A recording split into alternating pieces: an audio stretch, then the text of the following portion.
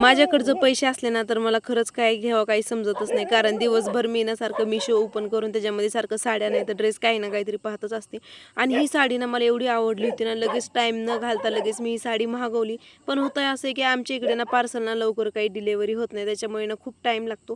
आणि ही साडी ना जेवढी तुम्हाला दिसत आहे ना ह्याच्यामध्ये पण इतकी सुंदर आलेली आहे ना, खरं सांगते मला तर एवढी आवडली. आणि ह्याच्यावरती ना रेडीमेड ब्लाऊज वगैरे एकदम छान आहे, जी फिटिंग वगैरे एकच नंबर होती. आणि खरं सांगते पहिल्यांदा वेळेस ना मला ना हे पार्सल एवढे आवडले ना, हे पार्सल पाहूनच ना मी एवढी खुश झाली की विचारच करू नका.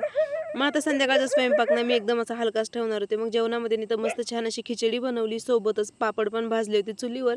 आणि शेंगासुद्धा काही भाजल्या होत्या. घरचा भुईमुग असल्यामुळे शेंगा तर खायला पाहिजेच.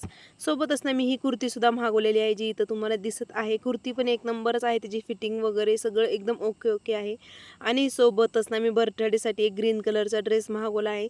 थोडंसं ना मला तो फिट आला होता, पण मला माहिती नव्हतं की त्याला उसवायला भरपूर अशा माया आहेत. मग त्यासुद्धा मी उसवून काढल्या. त्याच्यानंतर ना मला ड्रेस जायना तर एकच नंबर आलेला आहे. चला मग आता व्हिडिओ कसा वाटला एकदा कमेंट करून नक्की कळवा. नवीन असेल तर आपल्या पेजला सबस्क्राईब करायला विसरू नका. Bye bye.